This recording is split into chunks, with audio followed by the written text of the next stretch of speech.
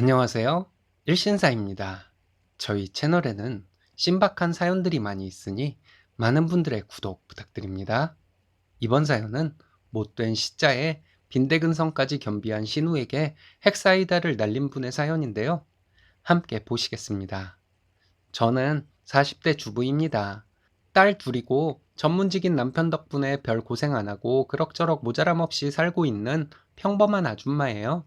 그동안 속만 끓이고 있던 말을 신우에게 시원하게 다 했습니다. 본인들이 손위이면서 자식들 보기에 민망한 것도 없는지 저희가 하는 것은 당연한 것으로 아는 신우와 심해부가 정말 얄미웠습니다.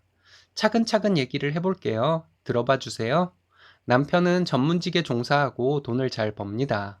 덕분에 저는 주부로 있으면서 아이들에게 신경 많이 쓰고 살 수 있죠. 처음부터 제가 주부로 살았던 것은 아니에요. 저도 일을 하고 있었고 같은 또래에 비해 적게 벌지는 않았습니다. 남편과 결혼을 하고 임신한 후에 남편이 제가 퇴직하기를 원했고 주변에서도 남편이 능력 있는데 못하러 직장에 나가면서 아이들까지 고생을 시키냐 해서 퇴직을 하고 주부가 되었죠. 시댁은 평범합니다. 경제적으로도 그렇고 시부모님도 우리 세대의 부모님들과 많이 다르지 않은 분들이에요. 아들이 전문직이라는 것에 대단한 자부심을 가지고 계신 분들이긴 하죠. 입장 바꿔 생각해보면 이해는 가요. 저도 딸아이가 전문직이 된다면 큰 자부심을 가지고 살 것 같습니다. 저희 시어머니처럼 오버는 하지 않겠지만요. 남편은 누나가 하나 있는데 저희 결혼할 때부터 기분 나쁜 소리 많이 들었습니다. 전문직 남편과 결혼해서 제가 무슨 팔자를 고치는 것 같이 얘기를 하는데 은근히 빗대서 말을 하니 은근히 기분 나쁘다가 집에 와서 생각해보면 완전 기분이 나빴어요. 형님은 결혼할 때도 그랬지만 제가 일을 그만둔다는 것에도 참 말이 많았습니다. 자기 동생 혼자 고생한다고 눈물까지 글썽이던 사람이었죠. 남동생을 그렇게 어여삐 여기는 누나인 척하면서 시댁에 무슨 일만 있으면 동생에게 모든 비용을 다 책임지우는 반전의 매력이 있었어요. 어버이날이나 시부모님 생신에 모여 식사를 할 때도 물론 식대를 저희가 다 냈지만 평소에 종종 가족들 모두 모여 식사를 할 때도 신우는 땡전 한 푼 낸 적이 없습니다. 그러면서 사람들 소개 좀 해달라고 어찌나 얘기를 하던지 신우와 심해부는 보험 영업을 하는 사람들이거든요. 여러 가지 일들을 겪다 보니 저는 신우가 싫었습니다. 특히 남편이 고생해서 번 돈으로 사는 음식을 맛있게 먹는 신우의 입이 정말 얄밉게 보였어요. 평소에 본인 가족들끼리 외식을 할 때도 그런지는 모르겠지만 일반 고깃집에 가서 삼겹살을 먹더라도 신우는 육회를 꼭 시키고 후식으로는 육전냉면 같은 것을 꼭 먹더라고요. 공짜다 이거죠. 이런 것을 가지고 싫은 티를 내면 남편은 그냥 마음을 넓게 가지라고 하더라고요.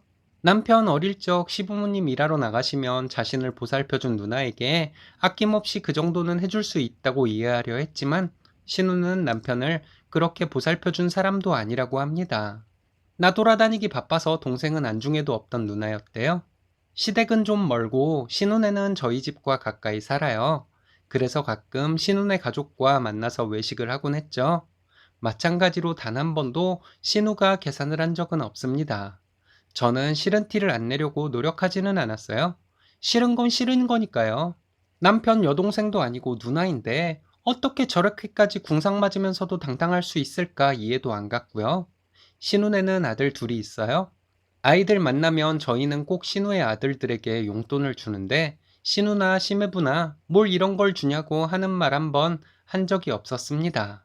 신우는 우리 아이들에게 용돈을 한 번도 준 적이 없어요. 아무리 그래도 둘이 버는데 고모란 사람이 조카 용돈 한 번 준 적이 없다는 게 말이나 되나요?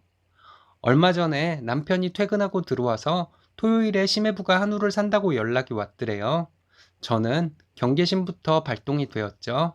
진짜냐고 물으니까 매형이 쏜다고 점심도 굶고 오라고 했다네요. 반신반의하면서 약속 장소로 갔습니다.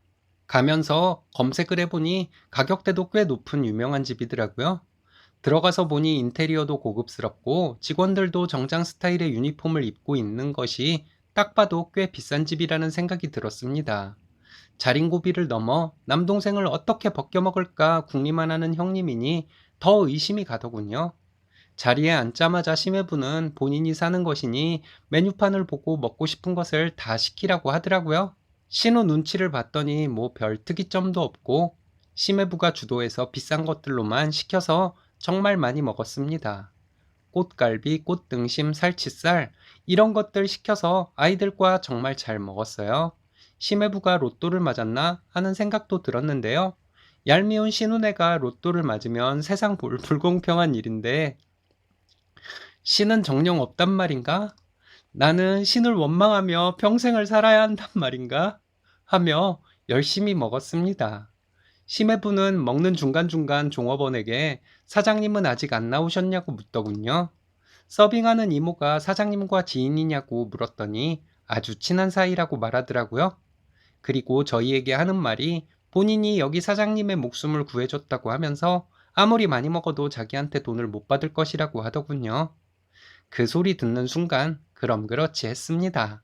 남편도 좀 황당해하고 어쨌든 심해부 덕분에 비싼 곳에서 마음껏 먹는 것이니 신우네한테 얻어먹은 것이라 생각해야겠다 했죠. 그렇게 먹고 나오는데 카운터에 사장님이 계시더군요. 심해부가 카드를 내밀었어요. 의기양양한 얼굴 표정, 자신감 넘치는 손놀림으로 카드를 내미는데 무슨 전쟁에서 이기고 돌아온 나폴레옹인 줄. 그런데 사장님 말, 할부 어떻게 해드릴까요? 하면서 결제를 하더군요. 순간 심해부 얼굴이 흑빛이 되고 남편도 표정이 안 좋더라고요. 남편이 옆에서 매형 같이 계산할까요? 하는데 제가 얼른 고모부 진짜 잘 먹었어요. 이렇게 인사하고 남편 끌고 나왔습니다. 주차장으로 가는 길에도 여전히 충격받은 얼굴로 손을 떨면서 차키를 꺼내더군요. 다시 한번 심해부에게 잘 먹었다고 인사하고 집으로 돌아왔습니다. 속으로 어찌나 고소하던지 무슨 목숨을 어떻게 구했는지는 모르겠지만 안 받을 거라며 큰 소리치던 심해부도 웃기고 그 말만 믿고 열심히 먹으며 온갖 생색을 다 내던 형님도 웃기고 웃기기도 했지만 어이없기도 하고 다음날 심해부가 남편에게 전화를 해서 식대에 밥만 내주면 안 되겠냐고 했대요. 남편은 알겠다고 했다면서 저에게 식대의 반값을 신우에게 계좌로 싸주라고 하더군요. 우리가 그걸 왜 줘야 하냐고 저는 싫다고 했죠. 그렇게 생색은 다 내고 지금까지 우리 만나서 계산 한 번 한 적 있냐고 화가 나서 얘기를 했더니 남편도 제 말이 맞다고 더 이상 별말 안 했습니다.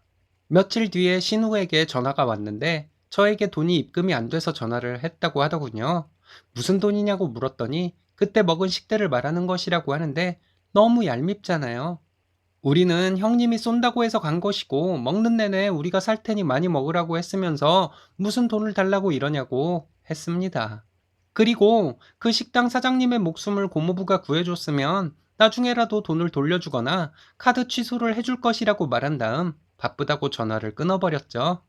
다음날 신우에게 또 전화가 와서 또 돈 얘기를 하는데 지금까지 우리한테 얻어먹은 것을 생각하면 정말 세 발의 피이니 그냥 그 돈 내시라고 했어요. 그리고 딸도 자식이니 우리가 지금까지 이 정도 했으면 형님도 같이 하자고 말했고요. 시댁 경조사 비용도 반반하고 우리가 만나서 먹는 비용도 모두 반반하자고 했습니다. 신우가 아들 어쩌고 하길래 요즘 아들 딸 구별 있냐고 따졌죠. 결혼할 때 형님이 받은 것이나 우리가 받은 것이나 거의 똑같고 나중에 부모님께 물려받을 것도 똑같이 받을 텐데 아들 딸을 구별하는 것은 말이 안 된다고 했어요. 게다가 형님이 손위이니 돈을 더 내야 이치에 맞지만 그냥 반반으로 해야 서로 부담 없이 만날 수 있을 것이라고 말했더니 신우는 끊는다는 소리도 없이 전화를 뚝 끊어버리더라고요. 본인들이 산다고 나오라고 해서 갔더니 A 뿔뿔만 골라 먹고 술도 비싼 것만 먹더니 반반하자고 하는 신우와 심해부는 정말 염칠한 게 있는 사람인지도 모르겠습니다. 신우가 저에게 그랬던 것처럼 신우 만나면 저도 앞으로 모든 비용을 반반해야 한다는 것을 신우에게 은근히 상기시켜 주려고요. 당연한 것이지만 신우는 은근히 기분 나빠하겠죠. 은근히 말하는데 모른 체 하면 대놓고 말하고 대놓고 말해도 모른 체 하면 곤란한데 어떡하죠? 그렇게 되면 어쩔 수 없겠죠. 남편 잘 키워주신 시부모님인데 어쩌겠어요. 저희가 시댁 경조사 비용을 계속 다 책임지더라도 앞으로는 신우에게 반반하자는 얘기는 계속 하려고요. 예.